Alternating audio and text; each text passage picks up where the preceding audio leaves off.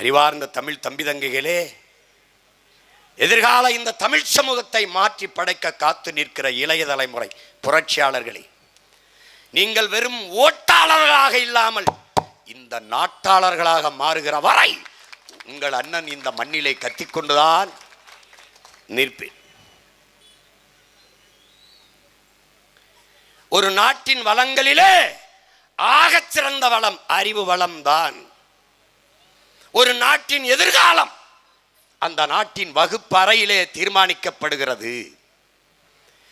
ஒரு நாட்டின் நலன் அந்த நாட்டின் வீட்டின் ஒவ்வொரு வீட்டின் சமையல் அறையிலும் தீர்மானிக்கப்படுகிறது. அந்த நாட்டின் நலம் என்பது ஒவ்வொரு வீட்டின் சமையல் அறையிலும் தீர்மானிக்கப்படுகிறது. ஏனென்றால் உணவுதான் மருந்து.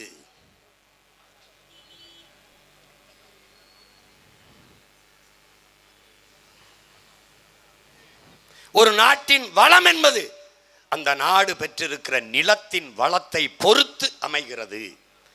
ஒரு நாட்டின் நிலத்தின் வளம் என்பது அந்த நாடு பெற்றிருக்கிற நீரின் வளத்தை பொறுத்து அமைகிறது. அந்த நாடு பெறுகிற நீரின் வளம் என்பது அந்த நாடு பெறுகிற மழையின் வளத்தை பொறுத்து அமைகிறது. மழை பொழிவின் வளத்தை பொறுத்து அமைகிறது. அந்த நாட்டின் மழை வளம் என்பது அந்த நாடு பெற்றிருக்கிற மலைகளின் வளத்தை பொறுத்து அமைகிறது. இயற்கையின் சுழற்சி விதியை எண்ணரும் தம்பிதங்கைகள் புரிந்து கொள்ள வேண்டும். நாங்கள் முகவை சிவகங்கை ராமநாதபுரம் மண்ணின் பிள்ளைகள். எங்களுக்கு கடல் இருக்கிறது, ஆனால் மழை பொழிவு இல்லை. மதுரையிலே கடல் இல்லை, தேனி கம்பத்தில் குமிழியிலே கடல் இல்லை, ஆனால் மழை பொழிவு அதிகமாக இருக்கிறது. காரணம், கடல் எனக்கு இருக்கிறது, மழை இல்லை. கடல் அவனுக்கு இல்லை, மழை இருக்கிறது, அதனால் மழை பொழிவு இருக்கிறது. இந்த இயற்கையின் உண்மையை என் அன்பு தம்பிதங்கைகள், அறிவார்ந்த எனது தமிழ் சமூக மக்கள் புரிந்து கொள்ள வேண்டும். சூரியன் தந்தை, கடல் தாய், இருவரின் இணைவிலே நீராவி ஆகி அப்படியே வெப்பமாகி நீராவியாக மேலே வருகிறது. மேலே மிதந்து வருகிற நீராவியை காற்று தள்ளி கொண்டு வருகிறது. அது மேகமாவதில்லை. காரணம், அடர்த்தி கணம் குறைவு, அடர்த்தி குறைவு. அப்படி மிதந்து வருகிற ஈர பதத்தை சீம கருவேல மரமும் யூக்கலிப்டஸ் தைல மரமும் உறிஞ்சி விடுகிறது. காரணம், எல்லா மரங்களுக்கும் வேர்க்கும், அந்த மரங்களுக்கு வேர்க்காது. அவை இந்த நீராவியை உறிஞ்சி உட்கொண்டு விடும். அதனால் மேகம் உருவாகாமல் தடுத்து விடும். அதனால் சீம கருவேலை மரமும் யூக்கலிப்டஸ் தைல மரமும் அடர்ந்திருக்க பகுதியில் மழைப்பொழிவு குறைந்து விடும். அதனால்தான் அதை சமூக நல காடுகள் அல்ல, கேடுகள் அழிக்க வேண்டும் என்று உங்கள் பிள்ளைகள் துடிப்பதற்கு காரணம் அதுதான். அப்படி மிதந்து வருகிற ஈர பதத்தோடு அது மேகமாக மாற முடியாமல் சுத்தும். அதோடு காற்றிலே மிதந்திருக்கிற கரி, தூசி, இவற்றோடு மனித உடலின் வேர்வை, மரங்களின் வேர்வை, விலங்குகளின் வேர்வை, பறவைகளின் வேர்வை எல்லாம் நீராவியாகி மேலே சென்று சேர்ந்து கணம் அடர்த்தியாகி மேகமாக உருவெடுத்து அப்படியே செல்கிறது. நீரை சுமந்து செல்கிறது. அதை தள்ளி கொண்டு போவது யார் என்றால் காற்று. அந்த மேகத்தை தடுத்து நிறுத்துகிற பேரரண் யார் என்றால் அவர்தான் இந்த மலை. என்னிடத்திலே நீராவியாகி வருகிற அந்த மேகத்தை தடுத்து நிறுத்துவது 300 அடி உயரத்திற்கு மேலே, 3000 அடி உயரத்திற்கு மேலே உயர்ந்திருக்கிற மேற்கு தொடர்ச்சி மலை. அந்த மலைக்கு மேலே 300 அடி உயரத்திற்கு உயர்ந்திருக்கிற காடுகள் தடுத்து நிறுத்தி விடுகிறது மேகத்தை. நீங்கள் இன்றும் பயணம் செய்யும் போது அன்பு தம்பி தங்கைகளே, அறிவார்ந்த என் சொந்தங்களே, வாகனங்களில் செல்லும் போது திரும்பி பார்க்கும் போது நம்ம அப்பாவும் தாத்தாவும் தலைப்பாவை கட்டுவதை போல, வெள்ளை துண்டில் கட்டுவதை போல மலை தலப்பா கட்டி இருப்பதை பார்ப்பீர்கள். மேகம் வெள்ளையாக மலை மேலே படுத்திருப்பதை அவர் தடுத்திருப்பார். எங்கே குளிர்ச்சி இருக்கிறதோ அங்கே மேகம் மலையை கொட்டிவிடும். மலை மேலே உயர்ந்திருக்கிற அடர்ந்த காடுகள் எப்போதும் குழு குழு என்று குளிர்ச்சியாக இருப்பதால் மேகம் மழையை அங்கே கொட்டி விடுகிறது. இதைத்தான் நம்முடைய அப்பா நம்மாழ்வார் அவர்கள் மேகத்தை அறுவடை செய்து மழையாக பூமிக்கு கொண்டு வருகிற ஆற்றல் மரங்களுக்குத்தான் உண்டு. அதனால்தான் மரம் வளர்ப்போம் மழை பெறுவோம் என்று நாம் எழுதி வைக்க காரணம் அதனால்தான். அந்த மழை அங்கே கொட்டுகிற மழை பொழிவை உடனே உருண்டு பூமிக்கு வரவிடாமல் தடுக்குகிற பேராற்றல் கொண்டதாக மரங்கள் இருக்கிறது. அது இலைகளிலே கொட்டி அப்படியே வேரிலே கசிந்து மரத்திலே கசிந்து பல காலங்களாக அந்த இலைதலை மக்கி மக்கி வேரோடு இருந்து இருந்து அதுவே ஒரு மண்ணாக புது வடிவம் எடுத்திருக்கிறது. அந்த மண் அப்படியே உறிஞ்சி தண்ணீரை வைத்துக் கொள்கிறது. அங்கிருந்து உருண்டு ஓடி வருகிற நீரை அப்படியே சோலை காடுகள் என்று புற்கள் அடர்ந்து இருக்கிற பகுதிகள், அந்த புற்கள் தன் உணவுக்காக நீரை வேர்களிலே பிடித்து வைத்துக் கொள்கிறது. பிறகு அங்கிருந்து உருண்டு வருகிற அந்த நீரை கிராஸ் லேண்ட், புல்வெளி என்று இருக்கிற சமதளத்தில் இருக்கிற புல்வெளிகள் அப்படியே நீரை தேக்கி வைக்கிறது. அங்கே இருக்கிற புற்கள் வேர்களிலே தங்கள் உணவுக்காக பிடித்து வைக்கிறது. அதிலும் இருந்து சில சில சில சில சில சில துளிகள் உருண்டு உருண்டு ஒரு சின்ன பிள்ளைக்கு தட்டிலே சோறை வைத்தால் அள்ளும் போது 4 வரிக்கை உள்ளே 2 வரிக்கை கீழே விழுமே, அதுபோல இந்த புற்கள் தன் உணவுக்கு போக மீதி இருக்கிற துளிகளை உருட்டி விடுகிறது. பல கோடிக்கணக்கான புல்களில் இலைகளில் மரங்களில் இருந்து உருண்டு ஓடி வருகிற நீர்த்துளிகள் சேர்ந்துதான் அருவியாக கொட்டுகிறது. அதுதான் நீ பார்க்கிற குற்றால அருவி. நீ அருவியாக கொட்டுகிற நீரை பார்க்கிறாய். அதை கொட்ட வைக்க பல கோடிக்கணக்கான உயிரினங்கள் வேலை செய்கிறது என்பதை நீ புரிந்து கொள்ள வேண்டும். இதை யார் கற்பிப்பா? அப்பாவோ கொப்பாவோ தாத்தாவோ எவனும் கற்பிக்க மாட்டான். யார் கற்பிப்பா?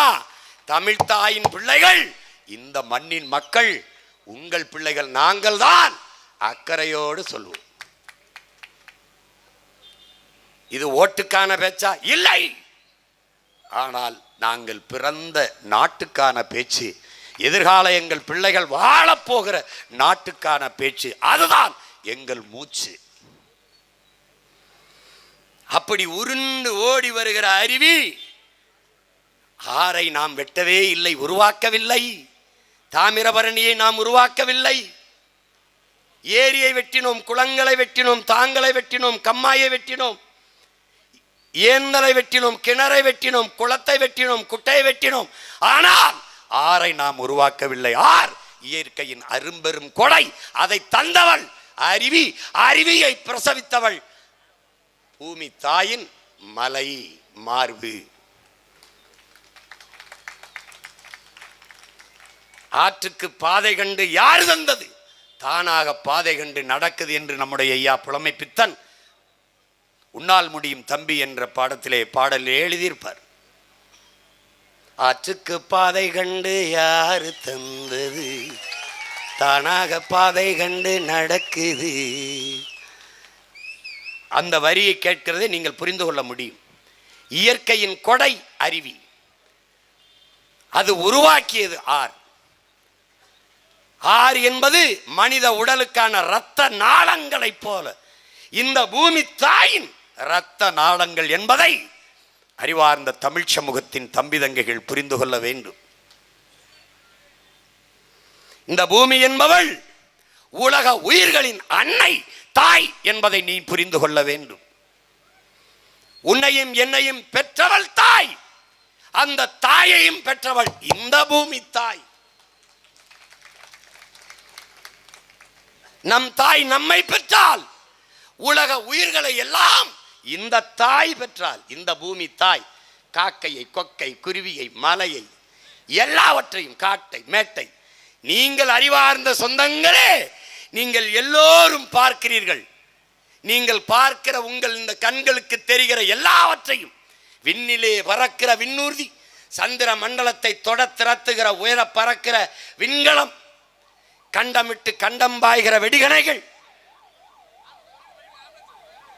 நீரிலே மிதக்கிற கப்பல், இதே இதே இதே மணலை மலையை வெட்டி ஏத்துகிற இந்த பார உந்துகள், உயிரை காக்க ஓடுகிற இந்த அவசர ஊர்தி, உயிர் காக்கும் ஊர்தி, இதை எல்லாவற்றையும் நான் பேசுகிற இந்த ஒளி வாங்கி, இந்த ஒளியை பெருக்கி தருகிற ஒளி பெருக்கி, நான் பேசுவதை பதிவு செய்கிற இந்த ஒளிப்பதிவு கருவிகள், நீங்கள் கழுத்திலே அணிகிற வைரம், தங்கம், மோதிரம், வைடூரியம், மாணிக்கம், மரகதம் எல்லாவற்றையும்,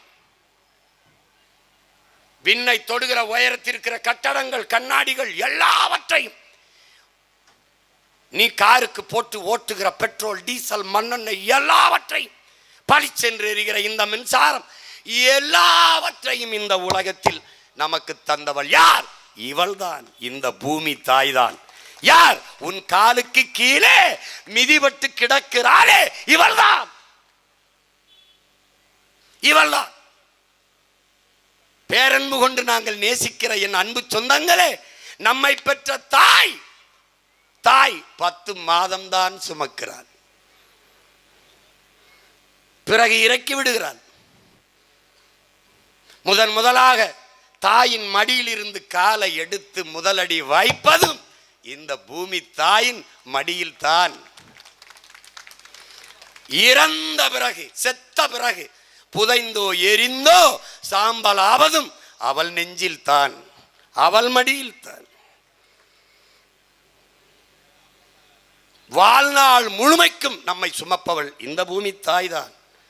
ஆதலினாலே என் அன்பு மக்களே, இந்த பூமி தாயை, உன் தாய் நிலத்தை பேரன்பு கொண்டு காதலியுங்கள் என்று ஈழத்தூர் பாவேந்தன் புதுவை ரத்தினதுரை பாடி வைக்கிறார். கவிக்கோ அப்துல் ரஹ்மான், நீ இறந்த பிறகு உன்னை பெற்ற தாய் கூட பிணம் என்று ஒதுக்கி விடுகிறாள். ஆனால் 10 மாதம் வயிற்றிலே சுமந்த தாய் கூட உன்னை பிணம் என்று ஒதுக்கி விடுகிறாள். அதன் பிறகு தன் வயிற்றுக்குள்ளே உன்னை வாங்கி தாங்கிக் கொள்கிறாள் பூமி தாய். உன் தாயிலும் மேலானவள் இந்த தாய். முத்தமிழ் பேரறிஞர் ஐயா வைரமுத்தவர்கள் தாய்ப்பாலும் தண்ணீரும் மலிவாக கிடைப்பதனாலேயே இந்த மானுட சமூகம் அதை மதிப்பதில்லை என்கிறார். காலுக்கு கீழே மிதிபடுவதனாலேயே பூமியின் மதிப்பு இந்த மனிதர்களுக்கு தெரிவதில்லை என்கிறார். எல்லாவற்றையும் தந்த இந்த பூமி தாய்க்கு நீ தந்தது என்ன?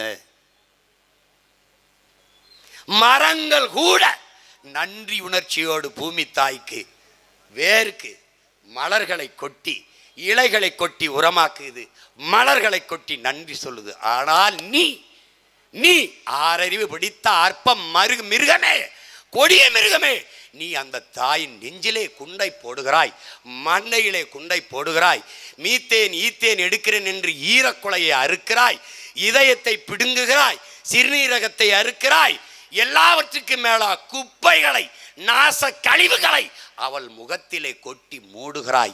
இது போல ஒரு ஈன கூட்டம் பூமியில் எங்குண்டு? சிங்கமா, புலியா, கரடியா, நாயா, நரியா, எது உண்டு? கடைசியாக பரிணாம வளர்ச்சியிலே வந்த சமூக மிருகமாக இருக்கிற இந்த மனிதனால் தான் இந்த தாய்க்கு இவ்வளவு பெரிய கொடுமை நிகழ்ந்து விட்டது.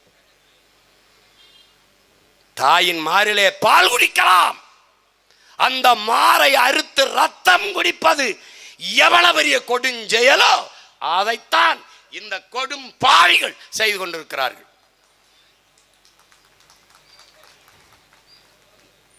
இன்னைக்கு காசு, பணம், துட்டு என்று எண்ணிக்கொண்டிருக்கிறாய். உங்கள் மகனின் ஆட்சி வரும்போது எதை கம்பி, எத்தனை கம்பி என்று நீ வாழ்நாள் முழுக்க எண்ணிக்கொண்டிருக்கிற நிலை நான் உருவாக்குவேன். இன்னைக்கு கிரஷர், கல் குவாரி உன் நிலத்தின் வளத்தை வாரி கொண்டுவதை குவாரி என்கிறான். நீ எழுதி வச்சுக்க, நீ என்ன நடக்கும்னு எவனுக்கும் தெரியாது. உன்னை ஏமாத்துவான். இதை அது அப்புறம் இல்லைன்னா பொழப்புக்கு என்ன பண்றது? என்ன பொழைச்சிருவ? என்ன பொழைச்சிருவ? கேட்கறதுக்கு பதில் சொல். இவர்கள் எப்படி பண்ணுவார்கள்? பச்சை பசேல் என்று விளைகிற விளைநிலங்களை அழித்து விண்ணூர்தி நிலையம், ஏர்போர்ட் கட்டுவார்கள். அந்த விண்ணூர்தி நிலையத்திற்கு பெயர் பசுமை ஏர்போர்ட், பசுமை வானூர்தி நிலையம் பேர். மரங்களை எல்லாம் வெட்டி விட்டு சாலை போடுவார்கள். பேர் பசுமை சாலைகள். அது பசுமையை சேர்த்துக்கணும்னு. ஏன்னா மக்களை மயக்குது. பசுமையா இருக்குது. எங்க இருக்குது மரம்? எங்க இருக்குது பசுமை? இந்த மரங்களை இவர்கள் வெட்டி அழிக்கிறார்கள். நாம் நட்டு வைத்து விட்டு போகலாம். நம் பிள்ளைகளுக்கு நீரை உறிஞ்சி விற்கிறார்கள். நீர் உலக உயிர்களின் உயிர் தேவை. அது மனித தேவை மட்டுமல்ல, இந்த மரத்திற்கு உண்டு, இந்த செடிக்குண்டு, புல்லுக்குண்டு, பூவுக்குண்டு, எல்லாவற்றுக்குமான உரிமை நீர். அதை இந்த மனிதன், அற்ப மனிதன் ஆழ்குழாயை போட்டு போட்டு உறிஞ்சி உறிஞ்சி விற்கிறான். 400 அடிக்கு குழாயை போட்டு உறிஞ்சினால் இந்த மரம் 400 அடிக்கு வேற கீழே விட்டு நீரை எடுக்க முடியுமா? முடியாது. ஆனால் நாம் தடுக்கலாம். ஒரு நல்லவன், ஒரு நேர்மையாளன், இந்த பூமி தாயை பேரன் முன்று நேசிக்கிற அவள் மகன் வருகிற போது அதை தடுக்கலாம். நீரை, எண்ணற்ற குளங்கள், ஏரிகள், நீர்த்தேக்கங்களை உருவாக்கி தேக்கி வைத்துவிட்டு செத்து போகலாம். ஆனால் இந்த மலையை, இந்த மணலை எப்படி உருவாக்குவது? தாமிரபரணி ஆறு இன்றைக்கு சாக்கடை கால்வாயாக மாறிவிட்டது. மாற்றியவன் எவன்? இவன் வெட்டி அறுத்து விட்டு தின்று செத்து போவான். எங்கே போய் அவனை தேடி பிடிப்பாய்? என்ன செய்வாய்? உன் அழுகையால், உன் தொழுகையால், உன் ஜெபத்தால், உன் வழிபாட்டால் அரை அங்குலம் இந்த மலையை வளரச் செய்ய முடியுமா? முடியுமா? ஆற்றில் மணலை அள்ளுகிறீர்கள். மனித உடலுக்கு தோல், ஆற்றுக்கு மணல். தோலை செதுக்கிவிட்டால் மனிதன் நோய் தொற்றி வந்து இறந்து விடுவான். மணலை அள்ளிவிட்டால் ஆறு செத்து விடும். உலகத்திலே தலை சிறந்த நீர் வடிகட்டி, தலை சிறந்த நீர் தேக்கி மணல் தான். அந்த ஆற்றல் உலகத்தில் எவனுக்கும் இல்லை. இதே தூத்துக்குடியிலே கடல் இருக்கிறது, செல்லுங்கள். கடல் நீரை அள்ளி குடித்து பாருங்கள், உப்பு கைக்கும். 2 அடி தள்ளி வாருங்கள், 2 அடி. கடற்கரை மணலை தோண்டுங்கள், தண்ணீர் வரும், எடுத்து குடிங்கள். உப்பு கச்சால் என்னை செருப்பால் அடியுங்கள், கரிக்காது. ஏன்? மணல் வடிகட்டி விடுகிறது. சிறந்த நீர் வடிகட்டி தூய நீரை தரும். சிறந்த நீர் தேக்கி மணல் அப்படியே வச்சிருக்கும். அந்த மணலை அள்ளி வித்து விட்டாய். இந்த மணலை உருவாக்கியார் நீயா? இல்லை, அதுவும் அருவிதான். மேலே இருந்து உருண்டு வருகிற அருவி அங்கே இருக்கிற சிறுபெரு கற்களை உருட்டி கொண்டு வருகிறது. அப்படி உருட்டி கொண்டு வரும்போது இந்த கற்கள் ஒன்றோட ஒன்று மோதி மோதி உரசி சிறு சிறு துகள்களாக நொறுங்குகிறது. நொறுங்க அப்படியே கொட்டுகிற அருவி நீரோட வந்து ஆறிலே மெதுவாக மெதுவாக மெதுவாக மெதுவாக படுகிறது.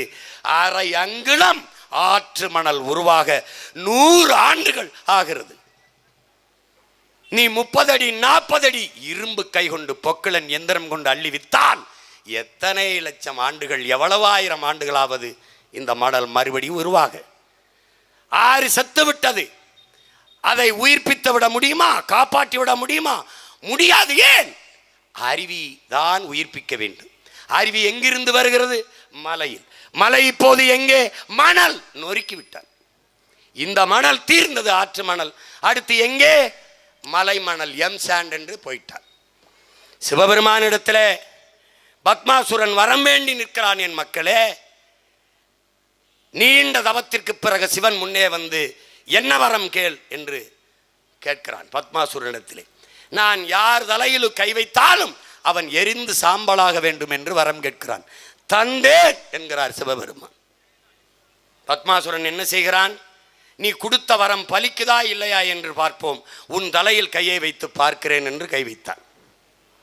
தெரிச்சு ஓடுகிறார் சிவன். எங்கே இருந்து அருவி வந்தது? எங்கே இருந்து ஆறு வந்தது? எங்கே இருந்து மணல் வந்தது? இந்த மணலை தின்னு ஆறை கெடுத்த பிறகு எங்கிருந்து வந்தது? மலை. வைத்தான் கையை மலையிலே, எம் சாண்ட். நீ எழுதி வச்சுக்கடா, நான் சத்தியத்தின் மகன்டா. இந்த பூமி தாயை நான் பேரன் முண்டு காதலிக்கிறது உண்மைனா நான் வெல்லுவேன், வருவேன். என்ன நடக்கும்னு எனக்கே தெரியாது.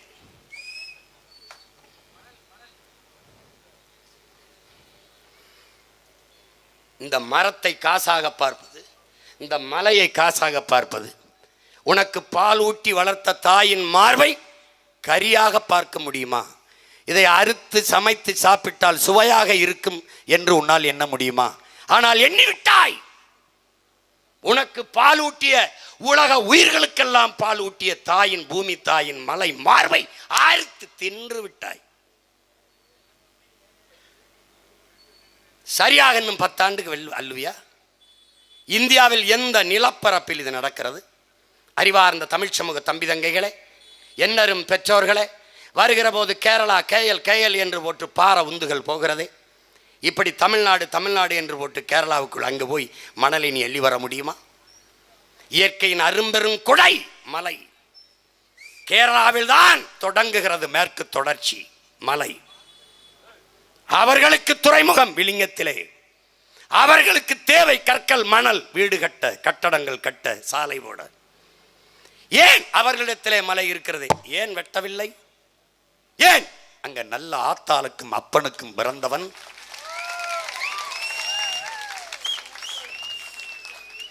மானத்தாயின் மாரிலே பால் குடித்து வளர்ந்தவன், தான் பிறந்த மண்ணை பேரன்பு கொண்டு நேசிக்கிறவன் அங்கே வாழ்கிறான், ஆள்கிறான். அவர்களுக்கு பெத்தவனே அப்பனாக இருக்கிறான். நமக்கு ரொம்ப நாளா மற்றவனே அப்பனாக இருக்கிறான். மான தமிழனுக்கு எவனோ தந்தை, எவனோ அப்பன். நம்ம அப்பனும் குப்பன் சுப்பனுமாக தெருவிலே திரிகிறோம். இதுவரை ஒரு மானக்கேடு, வெக்கக்கேடு. எந்த அப்பன்டா பிள்ளைகளை குடிச்சு சாக வைப்பான்? எந்த அப்பன் குடிச்சு சாக வைப்பான்?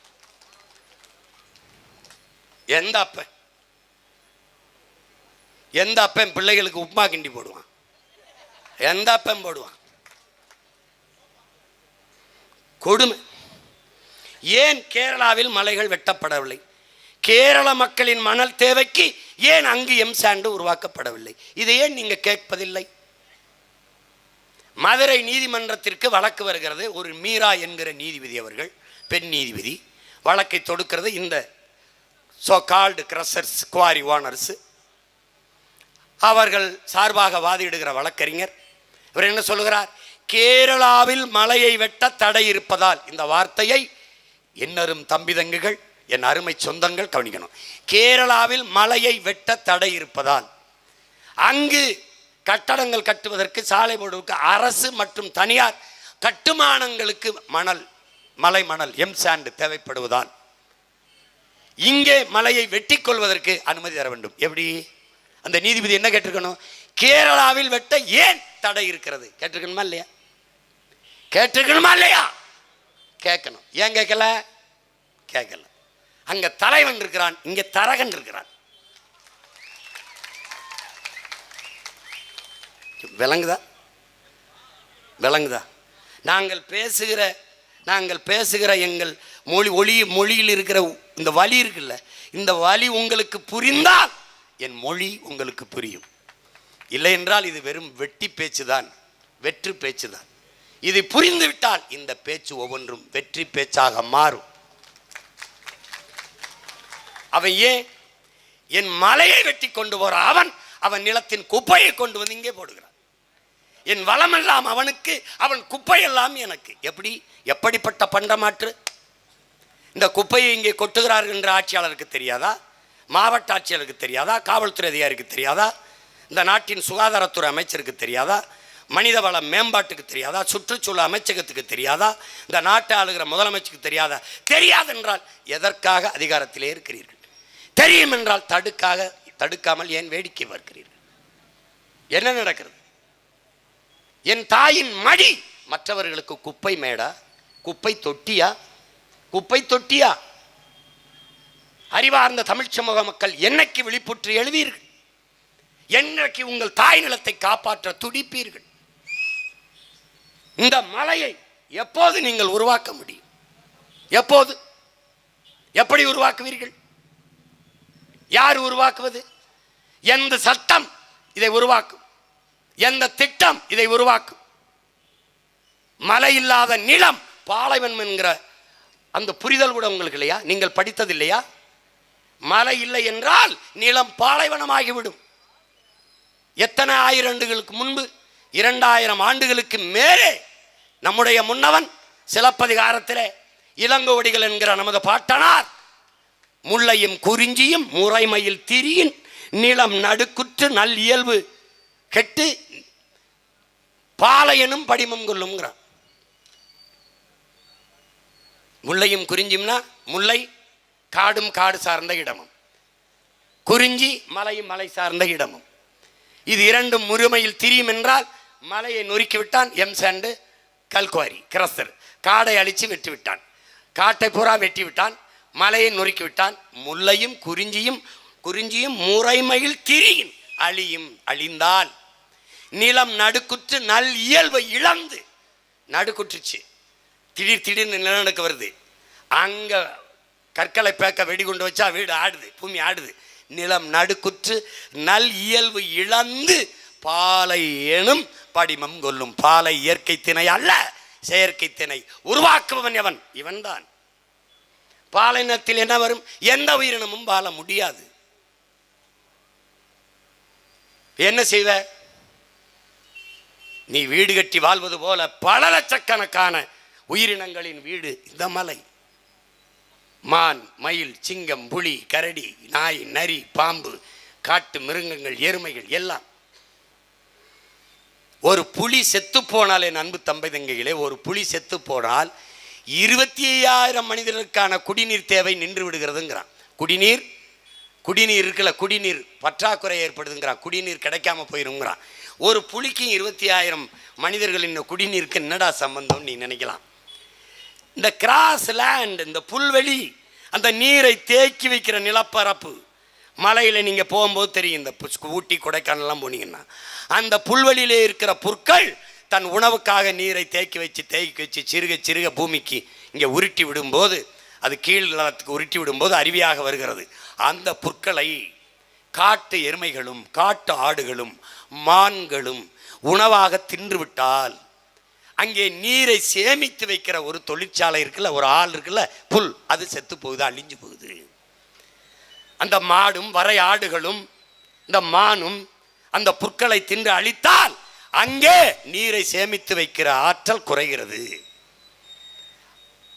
அதை தடுப்பது யார்? புலிகள். புலி என்ன செய்து? மானை வேட்டையாடி உண்ணுது, ஆட்டை வேட்டையாடி உண்ணுது, மாட்டை வேட்டையாடி உண்ணுது. இவையை அழிக்கப்படும் போது புல்களின் அழிவு குறைகிறது.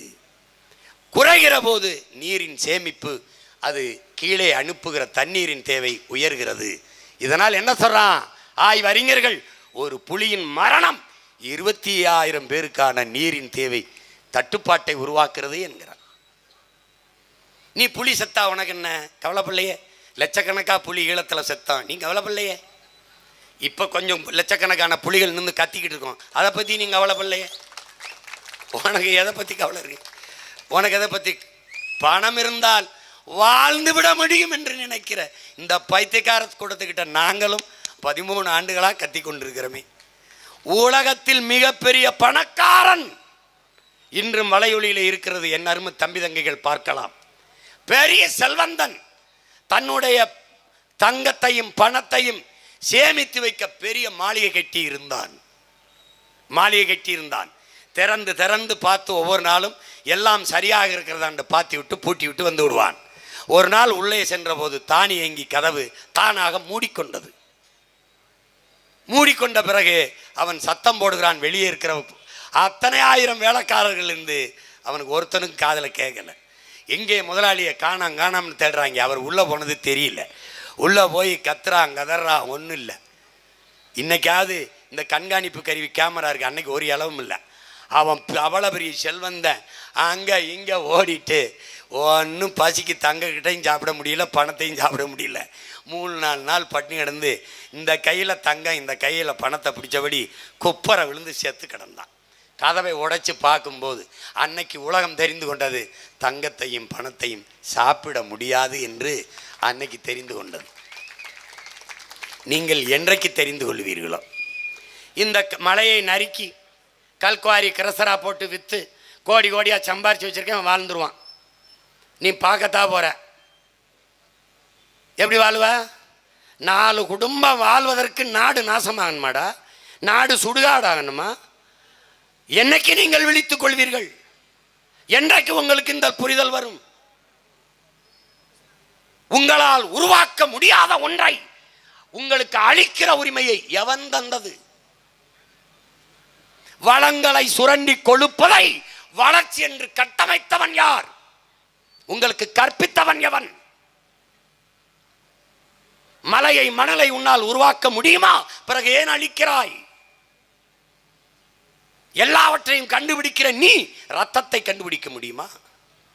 இந்த நீரை உருவாக்க முடிகிறதா? உன்னால் தோசை மாவை புளிக்க வைக்க முடிகிறதா? உன் அறிவியலா? பாலை தயிராக்க முடியுமா? உன் அறிவியலா? முடியுமா? பதில் யாரிடத்தில் உண்டு? இஸ்ரோ விஞ்ஞானி இடத்தில் உண்டா? நாசோ விஞ்ஞானி இடத்தில் உண்டா? யாரிடத்தில் உண்டு? தம்பி, சந்திர மண்டலத்துக்கு நீ சந்திராயனை அனுப்பலாம். சயின்டிஸ்டுக்கு சாப்பாடை என் ஆத்தாலும் அப்பனும் தான் அனுப்பணும். விண்வெளியிலே விண்கலத்தை பறக்க விடலாம்.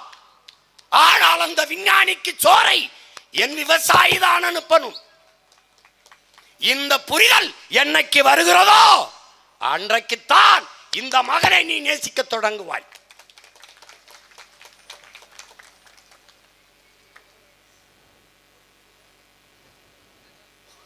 நீ எதை பற்றி கவலைப்பட்டிருக்க? புத்தன் சொல்லுகிறான், பூக்களில் தேனை வண்டுகள் தன் உணவுக்காக போய் உண்டுவிட்டு பூவுக்கு எந்த சேதமும் இல்லாமல் திரும்பி வருவது போல இந்த பூமியை நீ பயன்படுத்திக் கொள்ளணும்ங்கிறார். நபிகள் நாயகம் ஸல்லல்லாஹு அலைஹி வஸல்லம் அவர்கள், நீ ஒரு அந்நியன், ஒரு அயலான் இந்த பூமிக்கு வந்திருக்கிறாய், அப்படியே திரும்பி போயிருன்றது. இது ஒன்னது இல்லை, அதை உணர்த்துகிறார். மாமேதை மார்க்ஸ் என்ன சொல்கிறார்? இந்த பூமி ஒரு அரசுடையதோ ஒரு மன்னருடையதோ ஒரு சமூகத்துடையதோ கிடையாது. இது ஒன்னது இல்லை, இது உன் சந்ததியினோடது. இன்று நீ வாழ்ந்து கொண்டிருக்கிற பூமியை இதையும் விட வளப்படுத்தி செழுமைப்படுத்தி உன் அடுத்த தலைமுறைக்கு ஒப்படைத்து விட்டு போக வேண்டும். அது உன் கடமை. நீ வாடகை வீட்டில் வாழ்ந்து கொண்டிருக்கிறாய். வீட்டை காலி பண்ணும் போது வீட்டுக்காரனிடத்திலே எப்படி பத்திரமாக ஒப்படைப்பாயோ அப்படி ஒப்படைத்து விட்டு போக வேண்டும். வீட்டின் உரிமையாளன் உன் மகன் உன் மகள் என்பதை நீ மறந்து விடாதே. இந்த லாரியிலே உன் மலை மணலாக கற்களாக நொறுக்கி கொண்டு போகிற போது நீங்கள் பெற்ற பிள்ளைகளின் முகம் உங்களுக்கு நினைவுக்கு வருமானால் இந்த மகன் பேசியது வென்று விட்டேன் என்று பொருள். இல்லை என்றால் இந்த நொறுக்கி குட்டி கிடக்கிற கற்களை போல என் முன்னே திரண்டிருக்கிற மக்களும் கற்குவியல்கள் தான் என்று கருதி கொண்டு போவேன். ஆனால் கடைசி வரை என் உடலிலே கடைசி உயிர் துளி இருக்கும் வரை இந்த மண்ணுக்காக மக்களுக்காக கத்தி கத்தி போராடி செத்தாலும் சாவனே ஒழிய சமரசம் செய்து 4-5 சீட்டு கோடி தெரு கோடியில் நின்றாலும் நிற்பேன். எத்தனை ஆயிரம் கோடி கொட்டி கொடுப்பேன் என்று வந்தவர்களை எட்டி நில்லுங்கள் என்று தான் சொல்லியிருக்கிறேன் ஒழிய கையை நீட்டி பெட்டியையும் சீட்டையும் வாங்குற பரம்பரை கிடையாது. ஏன் ஏன் சரணடைந்து வாழ்வதற்கு சண்டையிட்டு சாவது மேலானது. உயிரினும் மேலானது நமது உரிமை. உயிரை இழக்கலாம், உரிமையை இழக்கலாமா என்று நின்று போராடிய மாணவர்களின் பேரனும் பேத்திகளும் நாங்கள்.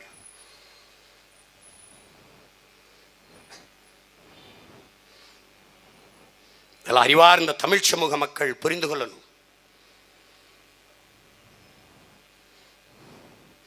பணவேட்டை காடாக மாறி நிற்கிறது, வளவேட்டை காடாக நம் நிலம் மாறி இருக்கிறது.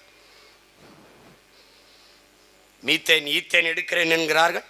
இதே எரிகாற்றை மீத்தேன் ஈத்தேன் இந்த பயாகேஸை மக்கிய இளதலை கழிவு மனித கழிவு ஆடு மாட்டு கழிவில் இருந்து எடுக்க முடியும் என்கிற நிலை இருக்கும்போது ஏன் என் பூமி தாயின் ஈரக்குலைய இதயத்தை சிறுநீரகத்தை அறுக்கிறாய்? இதுதான் கேள்வி. சூரிய ஒளியில் காற்றாலையில் கடலலையில் மின்சாரத்தை தயாரித்துக் கொள்ள முடியும் என்கிற நிலை இருக்கிற போது எதற்காக என் தாயின் உடலை சிதைக்கிறாய்? நிலக்கரி நிலக்கரி என்று தோண்டுகிறாய். உலகத்திலே பாதுகாப்பான அணு என்று ஒன்றே கிடையாது என்கிறானே, அந்த அணு உலையை அன்னை தாய் நிலத்தின் முகத்திலே எதற்காக நிறுவுகிறாய்? இதற்காக. அணு உலைகள் என்றால் மின்சாரம் எப்படி? அணு உலை கண்டுபிடிக்கப்பட்டது மின் உற்பத்திக்காகவா? மின்சாரம் கண்டுபிடிக்கப்பட்டது அணு உலையாலா? யாரிடத்தில் பதில் இருக்கிறது? உலகத்திலே பாதுகாப்பான அணு என்ற ஒன்றே கிடையாது. நான் சொல்லலை, அணு விஞ்ஞானிகள். அணு குண்டின் மேலே அமர்ந்திருப்பதும் அணு உலைக்கு அருகிலே குடியிருப்பதும் ரெண்டும் ஒன்றுதான் என்கிறார்கள். இதை ஆட்சியாளர்கள் அறியாததா? அவர்களுக்கு அரியணை, எங்களுக்கு அழிவு. அதனால் அவர்களுக்கு கவலை இல்லை. இப்போதும் ஸ்டெர்லைட்டை தடுக்க வேலை நடக்கிறது. நடக்கட்டும், பார்க்க தானே போகிறேன். நீ இந்த கட்சிக்காரங்க, இந்த அரசியல் கட்சிக்காரங்க மாதிரி நினச்சிக்கிட்டு இருக்கா? நீ பிரபாகரன் பிள்ளைகளடா நாங்கள். நீ ஏதோ நினச்சிக்கிருக்கா நீ? தம்பி, இந்த கட்சி தேர்தலில் போட்டி போடுறது, எம்எல்ஏ ஆகுறது, எம்பி ஆகுறது, அதெல்லாம் அஞ்சாங்கட்டம். போட்டா போடு, போடலைன்னா போ. ஆனால் என் மண்ணை தொட்ட, நான் தான் சொன்னேன், டங்ஸ்டன் நாங்கள் தான் நிறுத்தினோம். கையெழுத்து போட்டவன் யாரு? எடுக்க அனுமதி கொடுத்தவன் யாரு? அங்கே போய் நின்று சொன்னேன், நான் இருக்கிற வரை இந்த நிலத்தில் ஒரு கல்லை கூட எவன் தொட முடியாது, அழாத கலங்காதேன்னு என் மக்கள்கிட்ட சொல்லிட்டு இருந்தேன். எடுக்க விடலை. இப்பவும் சொல்கிறேன், பரந்தூரில் விமான நிலையம் கட்டி காட்டிடு. நான் இப்பவும் சொல்றேன்டா, இந்த நிறைந்த என் இன சொந்தங்கள் மானமும் அறமும் வீரமும் உயிரென்று வாழ்கிற மறவர் கூட்டத்திற்கு முன்பு சொல்றேன். தன்மானமிக்க தமிழ் மக்கள் முன்னாடி நின்று சொல்றேன், நான் இருக்கிற வரை நீ ஸ்டெர்லைட்டை திறக்கவே முடியாது.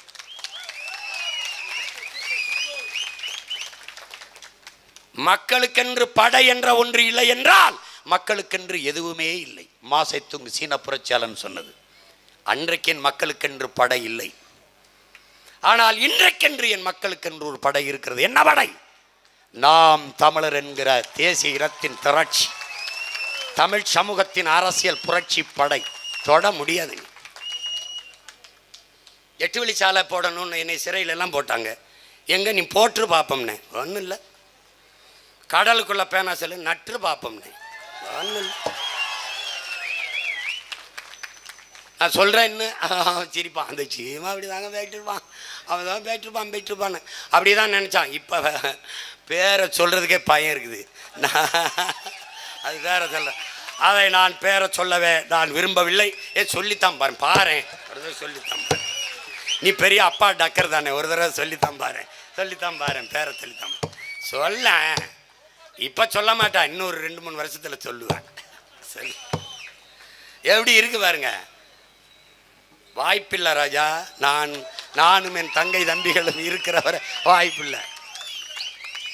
பகலவன் படத்தில் ஒரு இருக்கும், நீ போலீஸ்காரனா புரட்சிக்காரனான்னு கேட்பான். இது வேலை இல்லையும்பா, இது ஒவ்வொருத்தரோட வேலையும்பா. இதே பிரச்சனை தான், ஒவ்வொருத்தரோட வேலையும்பா. அங்கே வெள்ளைக்கார அதிகாரியோட மாவட்ட ஆட்சியரோட தர்க்கம், ஒவ்வொருத்தரோட வேலையும்பா. நீ யாரு தடுக்கிற? என் மண்ணின் வளத்தையும் மக்களின் நலத்தையும் யாரு கெடுத்தாலும் நான் தடுப்பேன்.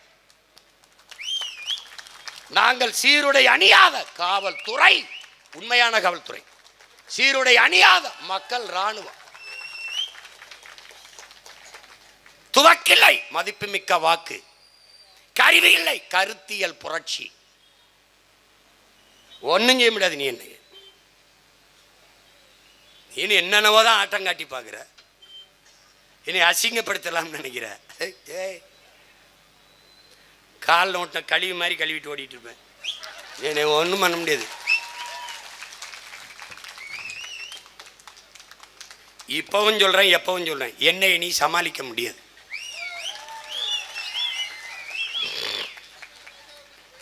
ஒன்றும் பண்ண முடியாது.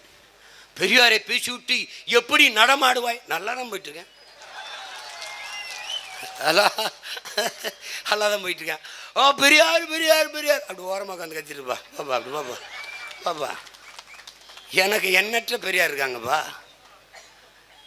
எண்ணற்ற பெரியார் இருக்காங்க. வச்சிருக்கேன் 8ஆம் தேதி யார் பெரியார்னு ஒரு கச்சேரி வைக்கிறேன். நீ வா, நீ வாப்பா வாப்பா வாப்பா. ஏங்க அவர் பயப்பட மாட்டார். பயம் என்பது என் பரம்பரைக்கே கிடையாது. வெள்ளக்காரன் அங்க அங்க ஒரு பெர்லாங்க அங்கேருந்து குறி வச்சு விட்டு போடுவான். 3 கிலோமீட்டருக்கு அங்கேருந்து பீரங்கியில் கொண்டு போட்டுருவான். செத்து போயிடுவேன். என்கிட்ட வாலும் வேலும் தான் இருக்கு. போட்டாங்கடா சண்டை என் பாட்டேன். அப்படிதான் வந்தான் வெள்ளக்காரன். நெற்கட்டும் ஜவலாம் ஏதோ பூலி தேவனாமே ஒரு கை பாப்பம்னு வந்தான். டே மண்ணால கட்டிய கோட்டையை பீரங்கி குண்டுகள் தகர்க்க முடியலடா. அது மண்ணுடா, என் பாட்டனின் மன உறுதியிடாது. எந்த இடத்தில் படையை கிளப்பினானோ அதே இடமறை அடித்து புறமுது காட்டி ஓட வைத்த மறவன் பூலித்தேவனின் பேரனும் பேத்திகளும் உகந்திருக்கிறது. அழகுமுத்து கோணா அவனை ஒரு கை பாப்பட்டு வந்தான். அது இன்னொரு பாட்டையும் ஒருத்தர் இருக்கான். நமக்கு உடன் பிறந்த ரத்த துரோகங்கள் தானே. மருதநாயம்னு ஒரு பாட்டை, அவனும் வீரன், 2 பேரும் சண்டை போட்டு பாட்டனை சிறைப்படுத்திட்டான். சொல்றாரு, துரோகத்தால் உன்னை வீழ்த்திட்டம் பாத்தியான்னு. நம்ம பாட்டை என்ன சொல்லியிருப்பான்னு நினைக்கிறேன். செத்தாலும் நாங்கள் வீர மறவர்களாக சாபம் வரலாற்றில், நீ வென்றாலும் உன்னை துரோகி என்றுதான்டா பதிவு செய்யுங்கிறார் பாட்டை அழகுமுத்துக்கோன். உன்னுடைய துப்பாக்கி குண்டுகள் என்னுடைய ஆட்டு புழுக்கைக்கு சமமிடாங்கிறார். அந்த ரத்தத்தில் கொஞ்சம் கூட வாடா எங்களுக்கு ஓடல. மன்னர் கட்டபொம்மன் கோட்டையை விட்டு வெளியேறிவிட்டான். உடன் பிறந்தார்களே வெளியேறிவிட்டார். ஒரு பாட்டன் வெள்ளையத்தேவன் இறந்து விட்டான் போரிலே. இன்னும் ஒரு பாட்டன் மன்னர் கட்டபொம்மனின் தளபதி சுந்தரலிங்கனார் நிற்கிறார். அவரிடத்திலே மன்னர் கட்டபொம்மன், சுந்தரலிங்கம் வா சென்று விடலாம். மன்னர் இருப்பது மாறுவேடத்தில். ஏற்கனவே ஊமத்துறை பாட்டர்கள் மருதுவாண்டியரிடத்திலே அங்கே அடைக்கலம் புகுந்திருக்கிறார். இவர் போகும்போது பாட்டன் சுந்தரலிங்கத்தை அழைக்கிறார், வா போய்விடலாம் என்று. நீங்கள் போங்கள் மன்னரே, நான் நிற்கிறேன். என்னை தாண்டித்தான் வெள்ளைக்காரன் இந்த கோட்டையை தொட முடியும் என்று ஒரு மகன் 8 நாட்கள் நின்று சண்டையிட்டு, 8 நாட்கள் ஒற்றை வீரன் அப்படி நிக்கிறா. ஒவ்வொரு தமிழ் மகனும் என்னை தாண்டிதான்டா என் மண்ணை, என் மலையை, என் காட்டை, என் நாட்டை நீ தொடணும் என்று நிற்கணும். அது வெளியிலிருந்து வந்த கொள்ளைக்காரன் இருந்தா பரவாயில்ல, இவன் கூட இருக்கிற கொள்ளைக்காரன் அடிக்கிறாங்கிறதான் பிரச்சனையா இருக்கு. எப்படி இந்த மான இன உணர்வு எங்கடா அந்த மரபணு சோரம் போயிருச்சா? நீ சோறு திங்காம பீஸா பர்கர் தின்னதுனால வந்த பிரச்சனை இது. ஏசி கேஎஃப்சி கேஎஃப்சி கேஎஃப்சி அதில் வந்த பிரச்சனை நேரம் ஆயிடுச்சுங்கிறான். எங்களுக்கு நேரம் ஆயிடுச்சு சீக்கிரம் அதிகாரத்தை பிடிக்கிறதுக்கு. எங்களுக்கு எத்தனை நாளைக்குடா அழுது கொண்டு இருக்கிறது. வாராது வந்த மாமணி போல் வந்த சுதந்திரத்தை தோற்போமாங்கிறான் எங்க பாட்டன் பாரதி. நம்ம பாட்டன் பாரதி சீமான் அவர் அப்பாங்கிறார், பாரதியை பாட்டன்கிறார். ஏண்டா பெரியார் தந்தையாகி ஸ்டாலின் எல்லாம் எங்களுக்கு அப்பாவாகும்போது பாரதி எங்களுக்கு பாட்டனாகவும் பூவேசா எங்களுக்கு தாத்தனாகவும் இருக்கக்கூடாதாடா? போடா. அதில் தர்மமே வெல்லுமெனும் சான்றோர் சொல் பொய்யாமோ, கர்ம விளைவுகள் யாம் கண்டதெல்லாம் போதாதோங்கிறான். எத்தனை நாளைக்குடா இப்படி நாங்கள் கஷ்டப்படுறதுன்றான். வெல்லணும். நம் நிலத்தின் வளத்தை பாதுகாத்து இன்னொரு தலைமுறை வாழ்கிற பூமியாக அதை வைத்து விட்டு போகணும். குடிக்க நஞ்சில்லா நீர், சுவாசிக்க தூய காற்று, உண்ண நல்ல விஷமில்லாத உணவு, படிக்க நல்ல கல்வி, படித்தால் பார்க்க வேலை, வேலைக்கேற்ற சம்பளம், அதை கொண்டு வாழ்கிற பெருமை மிக்க வாழ்வு. அரிசிக்கும் பருப்புக்கும் 5க்கும் 10க்கும் வேட்டிக்கும் சேலைக்கும் இலவசங்களுக்கும் மானியங்களுக்கும் போனஸ்களுக்கும் கையேந்தி நிற்கிற மான தமிழ் கூட்டத்தை மீட்டு தன்மானமிக்க தமிழ் பேரினமாக வாழ வைக்க இருக்கிற இறுதி வாய்ப்பு என் அன்பு மக்களே. உங்கள் பிள்ளைகள் எங்களின் கைகளை பற்றி வலிமை தாருங்கள். மலைதானே போகட்டும் என்று இருக்கிறார்கள். இந்த வளத்தை உங்களால் உருவாக்க முடியாது. ஊழலை ஒழித்து விடலாம் என் உடன் பிறந்தானே. என் அன்பு தம்பி தங்கைகளே, ஒரு நேர்மையாளன் ஆட்சிக்கு வந்தால் ஊழல் லஞ்சத்தை ஒழித்து விடலாம், நீரை தேக்கி விடலாம், காட்டை வளர்த்து விடலாம். ஆனால் மலையை, மணலை, அந்த வளத்தை எப்படி சேமிப்பாய்? பூமியை தோண்டி எடுக்கிற மீத்தேன், ஈத்தேன், அந்த வளத்தை எப்படி சேமிப்பாய்? நெய்வேலியிலே தோண்டி எடுக்கப்படுகிற பழுப்பு நிலக்கரி நிலத்தை எப்படி நீ மீட்டு உருவாக்கம் செய்வாய்? போரின் பேரழிவுக்கு பிறகு கூட மக்களை அந்த இடத்திலே குடியேற்றி விடலாம். ஆனால் அணு உலை வெடித்த இடத்திலே, மீத்தேன், ஈத்தேன் எடுத்து நிலத்தை நாசமாக்கிய இடத்திலே, நிலக்கரியை தோண்டி எடுத்த 65,000 ஏக்கரிலே மறுபடியும் நம் மக்களை குடியேற்ற முடியாது, மீள் குடியேற்றம் செய்ய முடியாது. சொந்த நிலத்திலே நீ அகதியாக போவாய். அந்த நிலையை மாற்ற பூமியை உன் தாயாக என்று நீ எண்ணி போற்ற துடிக்கிறாயோ, நேசிக்க துடிக்கிறாயோ, அன்றுதான் இதை காக்க வேண்டும் என்ற எண்ணம் உனக்கு பிறக்கும். மலைகளின் வளம்தான் மண்ணின் வளம். மழை இல்லையே பூமியில் மழை இல்லை என்கிற புரிதல் உனக்கு வர வேண்டும். கடல் இருக்கும், மழை பெரிய மழை பொழிவை பெற முடியாது. சான்று உங்கள் முன்னால் இருக்கிற உங்கள் மகன்தான். என் மண்ணில் கடல் உண்டு, மழை இல்லை. காரணம் மழை இல்லை. அறிவார்ந்த தமிழ் சமூக மக்கள், எங்கள் உயிரோடும் உணர்வோடும் கலந்து வாழ்கிற என் உயிர் சொந்தங்கள், இந்த பேச்சை கேட்டுவிட்டு அப்படியே சென்று விடாமல் கொஞ்சம் யோசித்து பாருங்கள். எதற்காக இந்த பிள்ளைகள் வேர்க்க விறுவிறுக்க கத்த வேண்டும்?